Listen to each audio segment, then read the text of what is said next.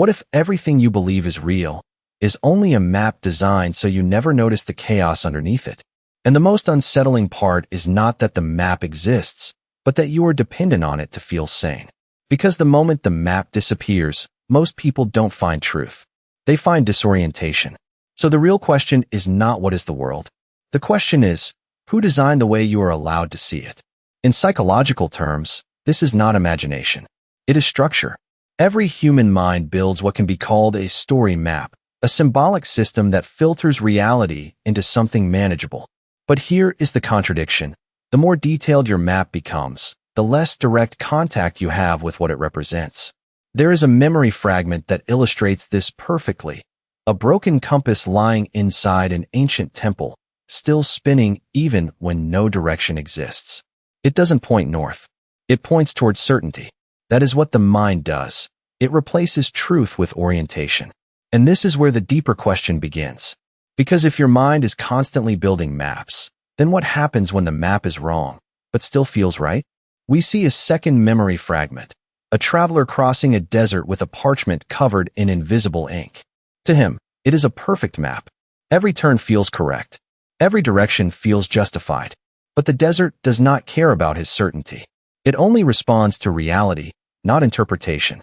This is the psychological trap: confidence without accuracy, structure without truth. And it is not just individual. It scales upward. Because societies also build story maps. Algorithms, institutions, belief systems, they don't just describe reality. They select it. They compress it. They decide what you are allowed to see and what you will never question. So here is the contradiction escalating. The map was originally created to reduce confusion, but now it may be producing it. And when we apply a symbolic layer from Journey to the West allegory thinking, the meaning shifts again. The journey is never just movement through space. It is movement through perception.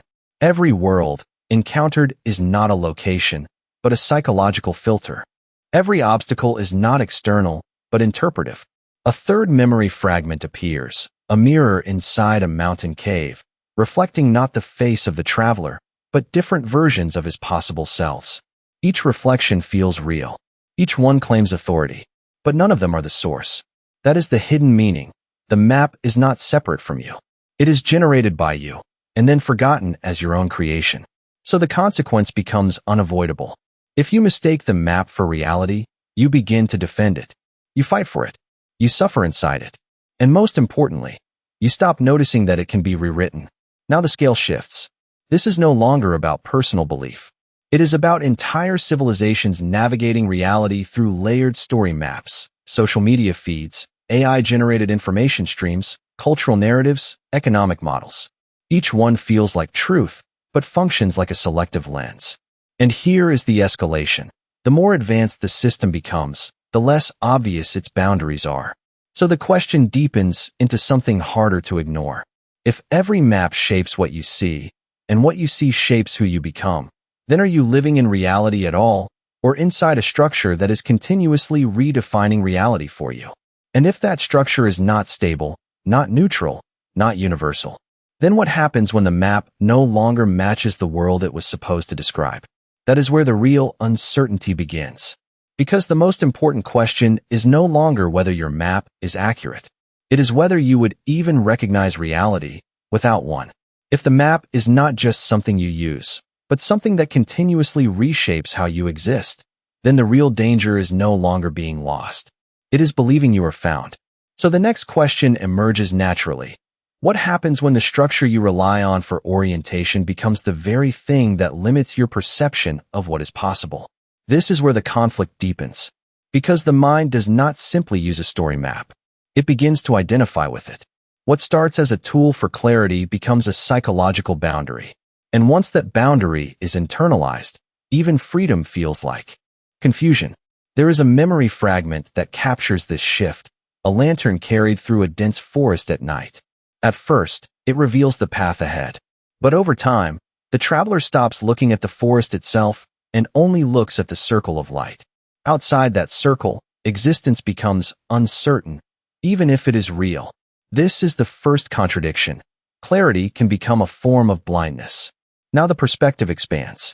From a Buddhist philosophical lens, This is not just cognitive limitation, it is attachment.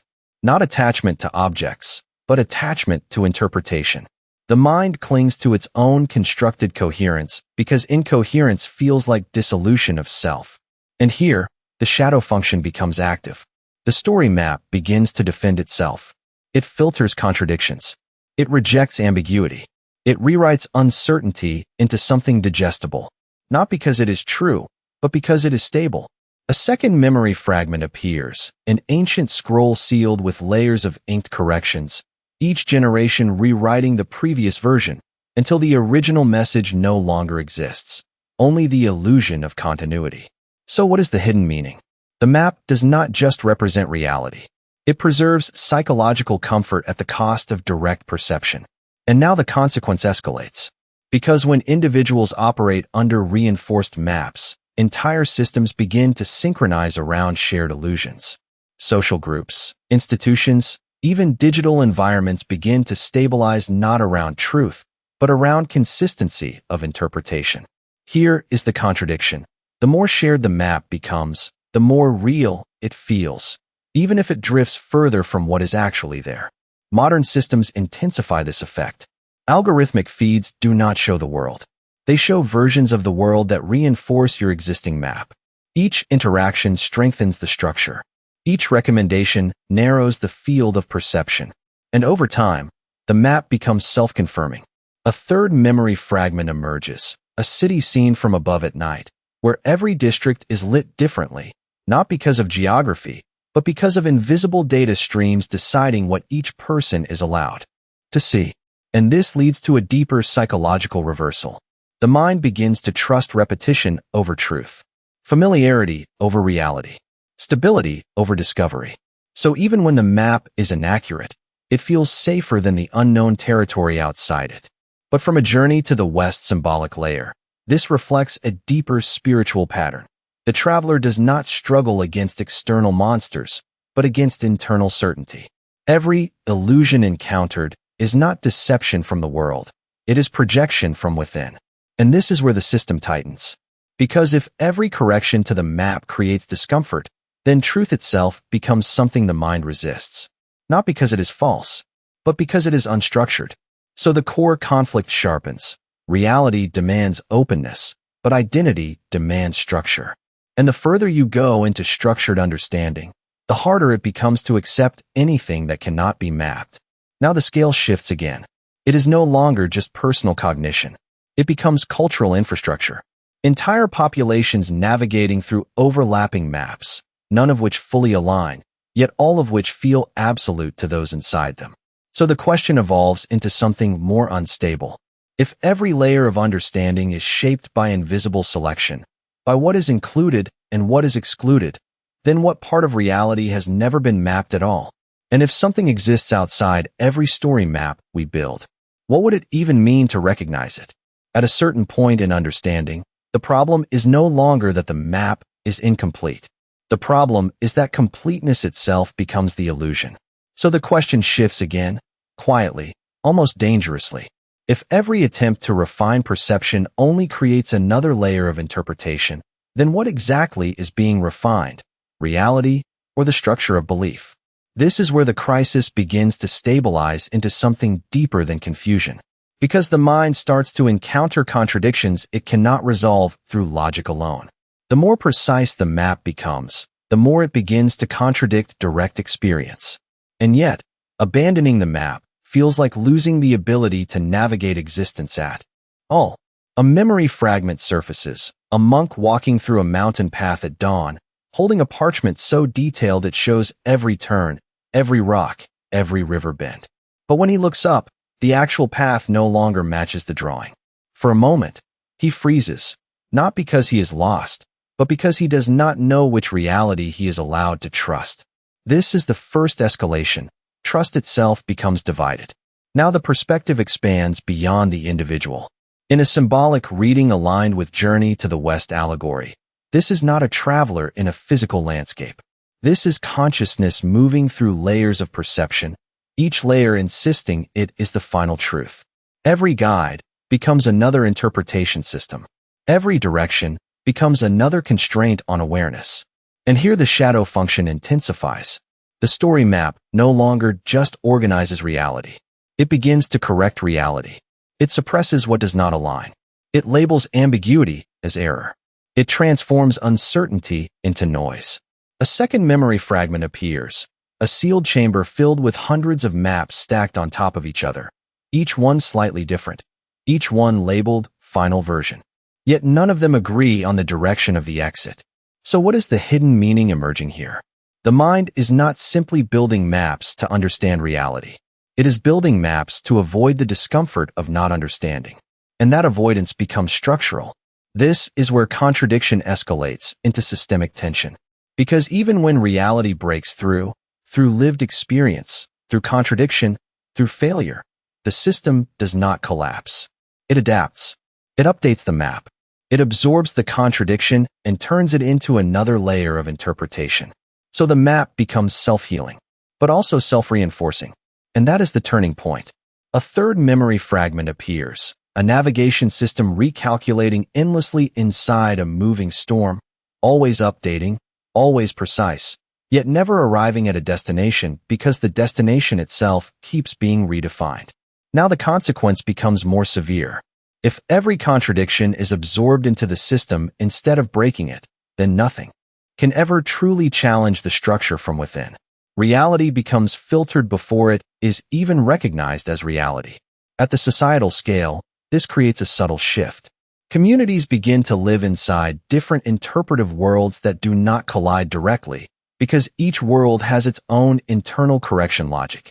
Disagreement no longer produces clarity. It produces parallel realities. And yet, paradoxically, each system feels increasingly certain the more isolated it becomes. This is the escalation point.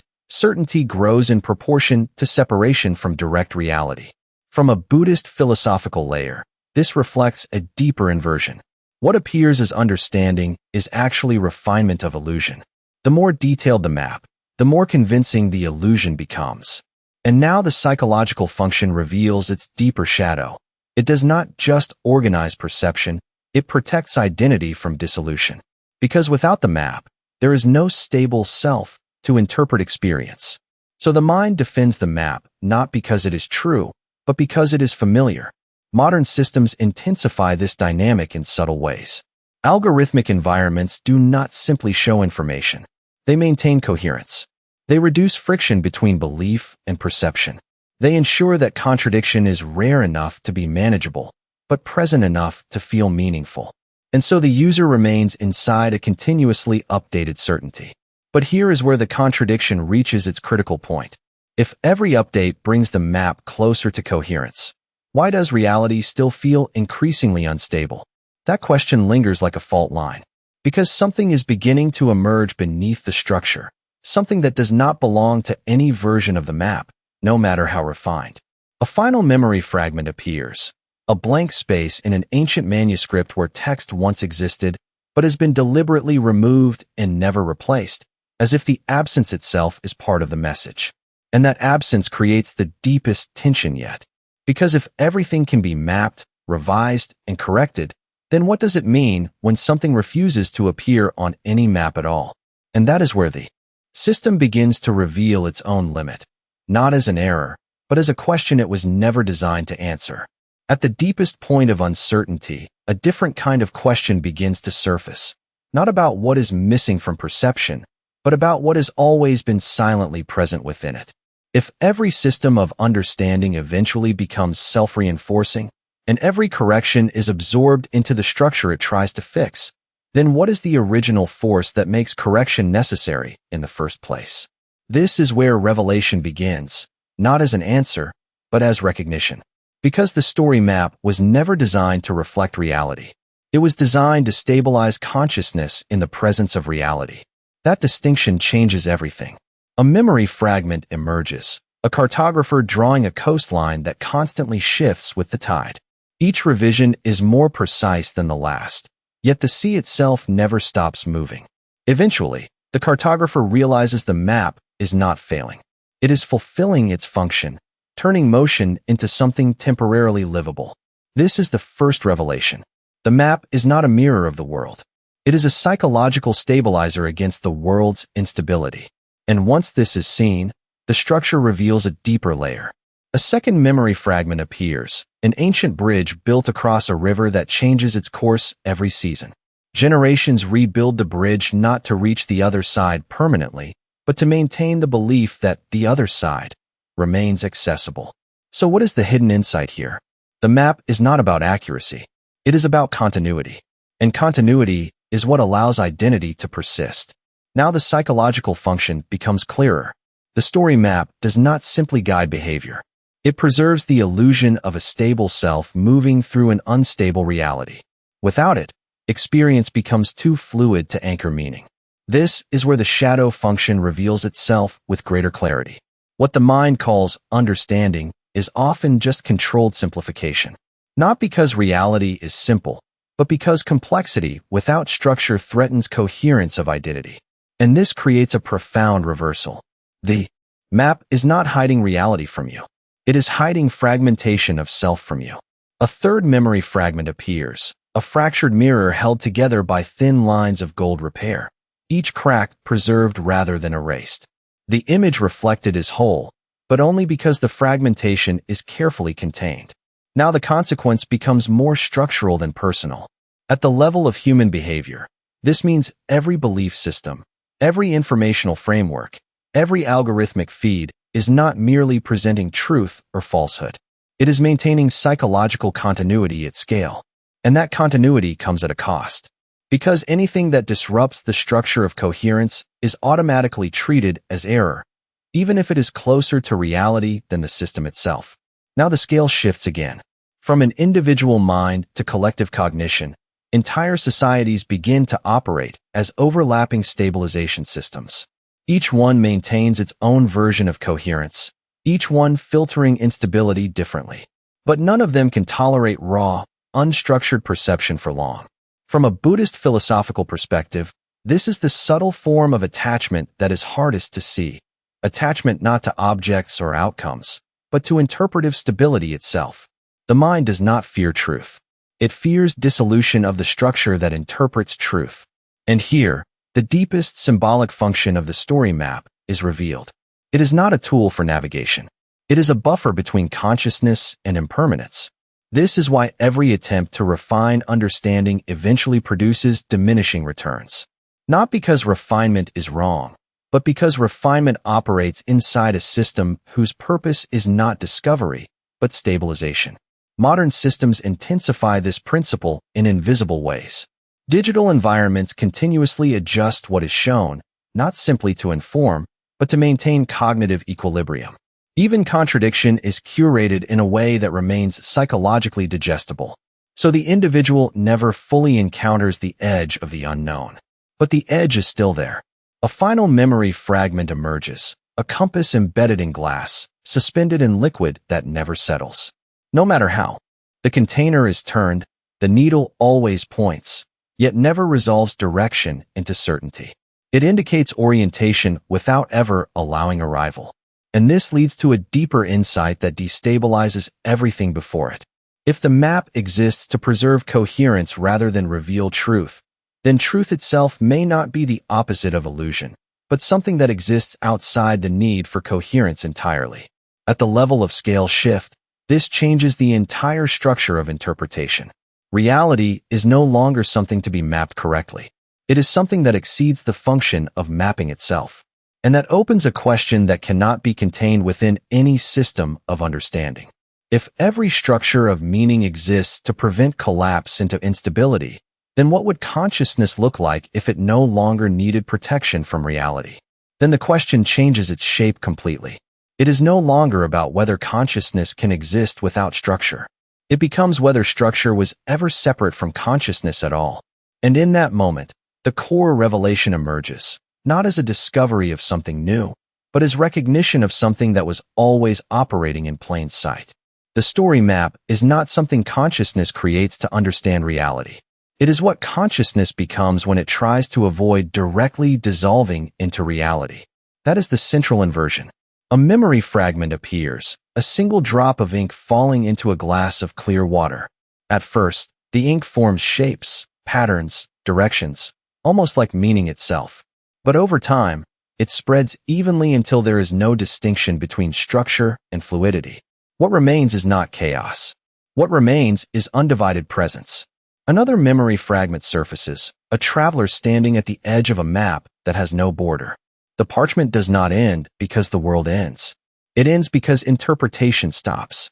Beyond that edge is not unknown territory. It is unmediated experience without labeling. And this is the hidden structure behind every layer we have seen. Desire is not for truth itself. Desire is for truth that can be held without dissolving the one who holds it. Attachment is not to objects or beliefs. Attachment is to continuity of self through interpretation.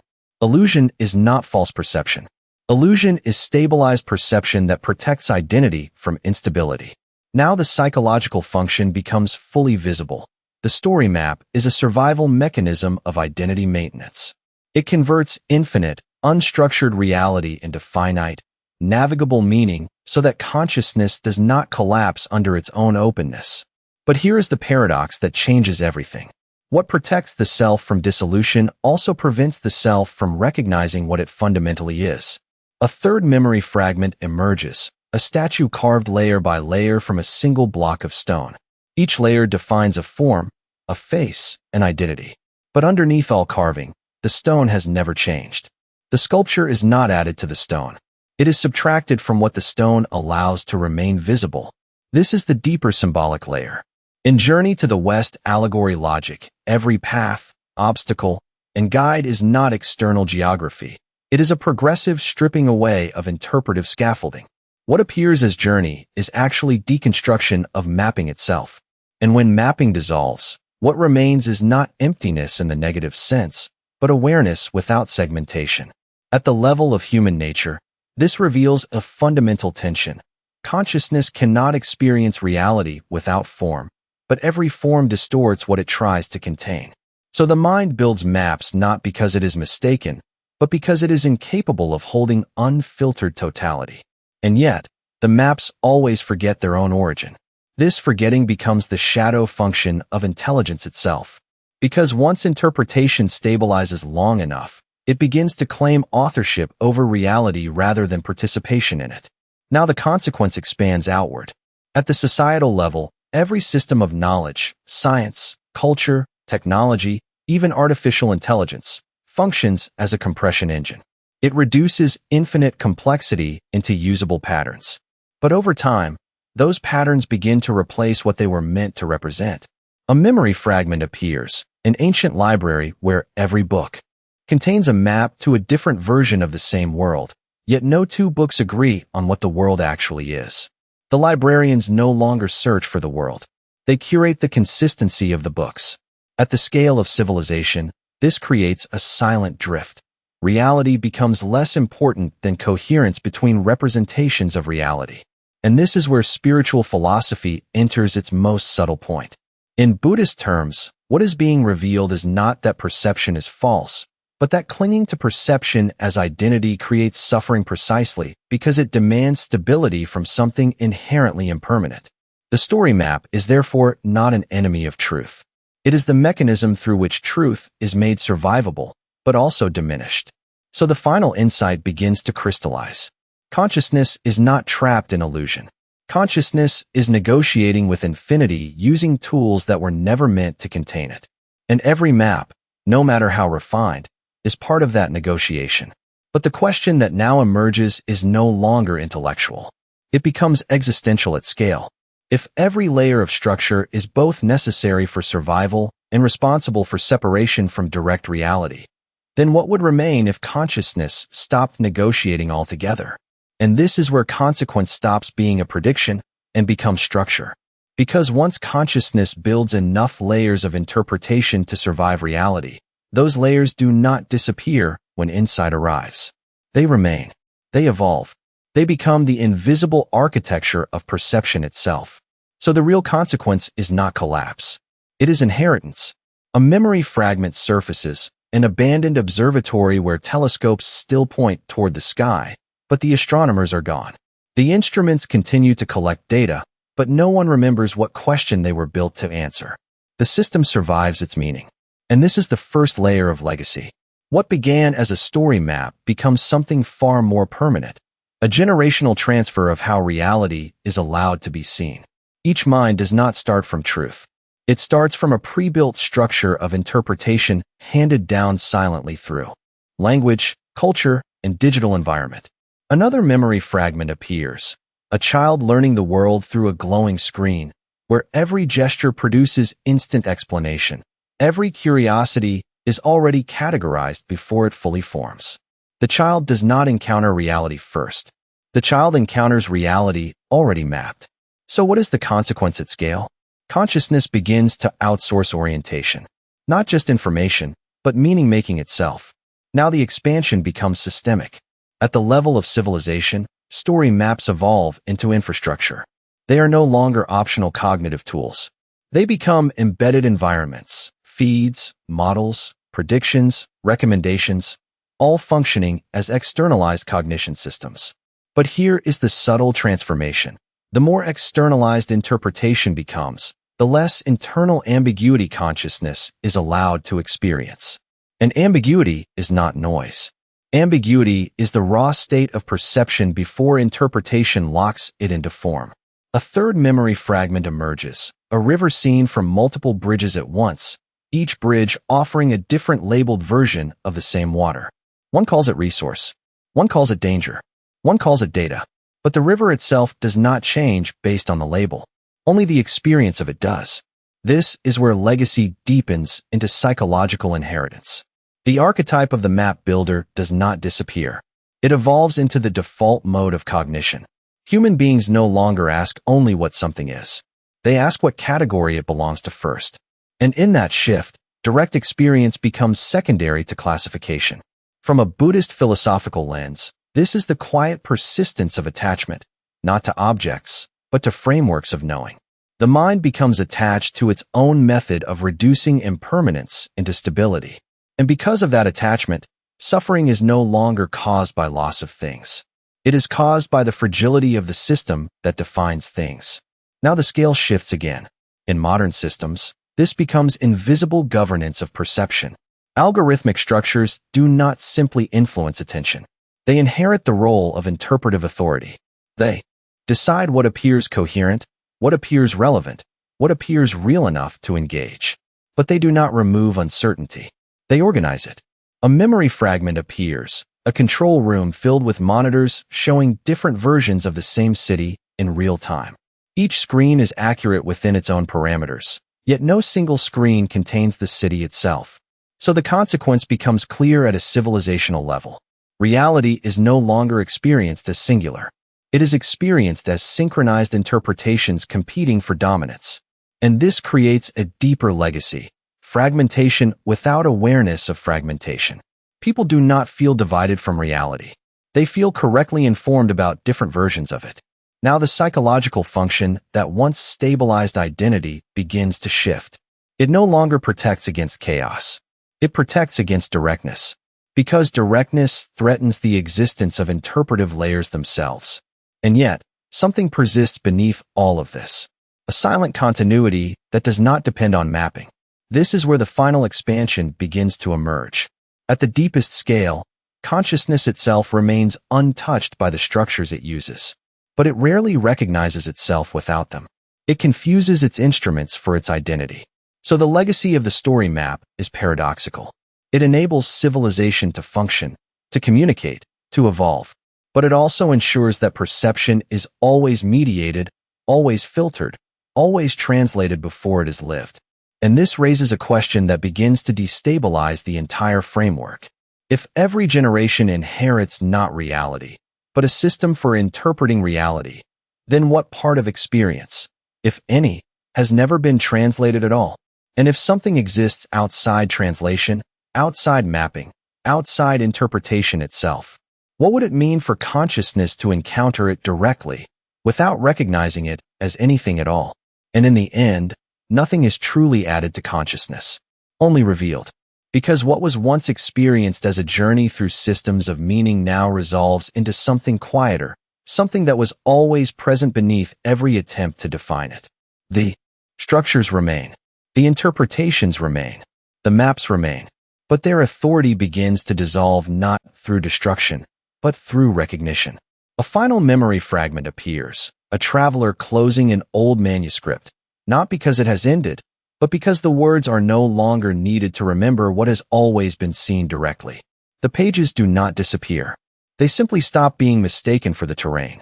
And in that silence, the legacy of the entire structure becomes clear.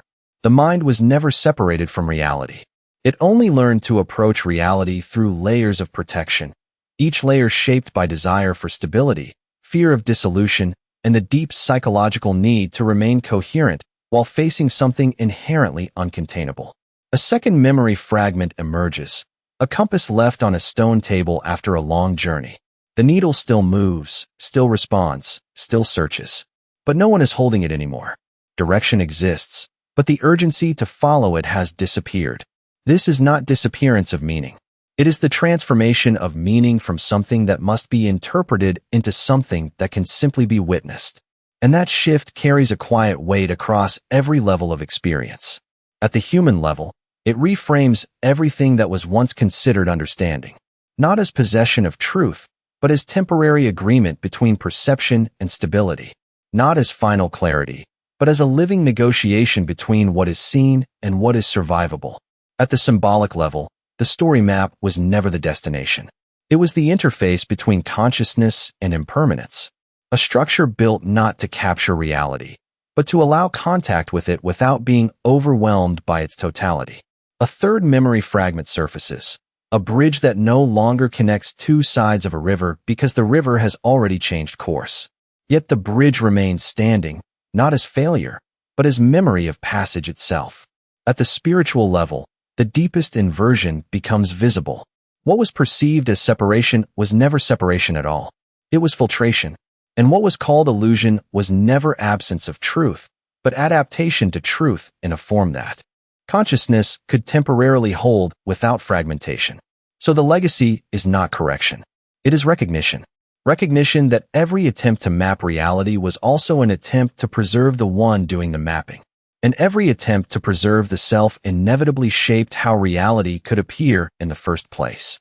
This is where the human nature layer settles into its final form. The mind does not resist truth. It resists dissolution of the structure that makes truth feel recognizable. But structures do not need to be abandoned to be understood. They only need to stop being mistaken for what they describe. And when that happens, even the need for resolution begins to fade. What remains is not emptiness, not clarity, not certainty, but a form of awareness that no longer requires permission to see. And in that state, the final question is not about what is real beneath the maps. It is about whether reality was ever hidden at all, or whether it was always present, quietly unrecognized, beneath every layer of interpretation we called understanding.